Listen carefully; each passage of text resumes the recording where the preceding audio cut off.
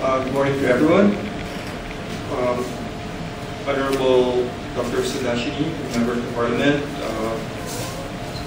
Dr. Lakshmi, the DDG of Medical Services, Dr. Razanjali from Mental Health Director in the Ministry of Health, Professor Pereira, President of the Sri Lanka Association for Child Development, delegates from Autism Speaks, honorable guests, advocates for autism parents, colleagues from WHO, friends. First of all, I'd like to extend the warmest greetings from our country representative, Dr. Firdaus Menta. He unfortunately could not join you this morning, but of course he expresses his greetings and congratulations to the group. He is now in the field and actually will be joining the President in an inauguration of the Plan for Nutrition today. So on behalf of the World Health Organization, we would like to congratulate the Sri Lanka Association for Child Development and the Ministry of Health for organizing this workshop for autism and other developmental disorders. We commend this group for undertaking this worthy project and for bringing the delegates from the group Autism Speaks to Sri Lanka to share with you their activities and achievements. And we are aspiring for a cohesive work towards addressing the needs of children and adults with autism spectrum disorders. WHO takes pride in supporting activities and projects that address neglected health issues.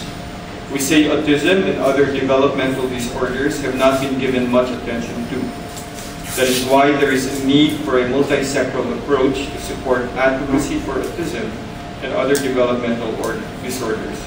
We need to have a unified stand and be in solidarity with those who have the disorders, our parents, schools, teachers, therapists, health professionals, and society in general to address the needs. I would like to take this opportunity to just add a few thoughts with regards to your discussions in the workshop. I would like to put into light these efforts to the greater global aspirations which are embodied in the Millennium Development Goals, the MDGs. The MDGs are going to be ending in 2015.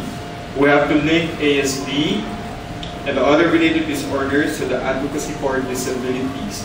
But if you take a look at the MDG goals, there is nothing explicitly stated for disabilities. However, in 2010, there was a review process and a report was made, and for the first time it was able to mention disabilities, noting the limited opportunities facing children with disabilities and the link between disability and marginalization in education. Thus, the United Nations General Assembly has also highlighted the invisibility of persons with disabilities in official statistics.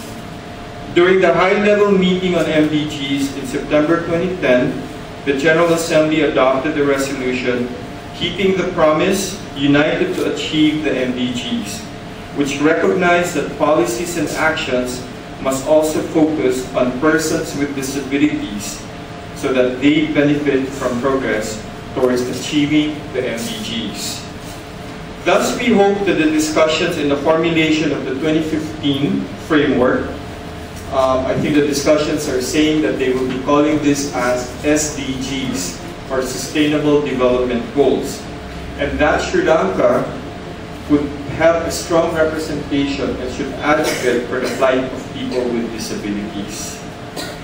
On my second point, on the professional aspects, particularly for health and the care team, I would like to share with you a few messages that perhaps we should always work on for ASD and related disorders.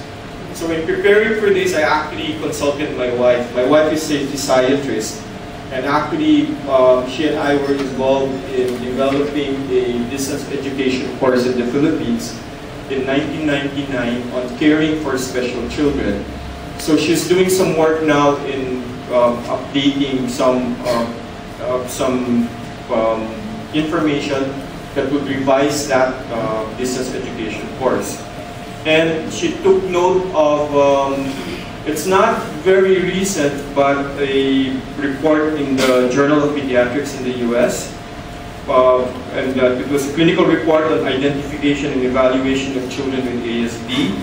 So it was initially reported in 2007 and what they call now as reaffirmed in 2010. And these are some of the things that I learned and I would like to share with you as some kind of reminders. So one, the estimated prevalence of ASD is 6.5 to 6.6 per thousand. But I hear from the reports of Dr. Pereira here in Sri Lanka that it is 1 in 90 in Sri Lanka. And unfortunately, we still do not have a firm study on the prevalence of ASD in the country. Second point, I would like to say is that the primary goals of treatment of ASD that we should always bear in mind is that we should maximize the child's ultimate functional independence and quality of life by minimizing the core ASD features, facilitating development and learning, promoting socialization, reducing maladaptive behavior, educating and supporting families. Third point I'd like to raise is that cornerstones of management would include education, behavioral strategies, and habilitative therapies for children. And the last point would be on family support, that parents play a key role in effective treatment. Access to needed ongoing support and additional services, and that sibling support groups are very beneficial for children with ASD. So, knowledge on ASD is growing, efforts are evolving, our community is getting more concerned, and studies are coming in. By your involvement, we will be learning more and more about the situation of autism here in Sri Lanka, and we will be able to help more. Research has to be done, experiences documented. Our parents should share the experiences, should join the support groups, and very important, the role of the Ministry of Health and also the Parliament, the policies must be formulated to support programs and interventions. We in WHO hope to be able to support more efforts in addressing the needs of children with ASD and other developmental disorder. Thus, it is about how getting us more involved to and contributing actively. So once again, thank you very much for having us involved here. It's a pleasure for WHO to support these activities, and we look forward to greater solidarity with you. Thank you very much.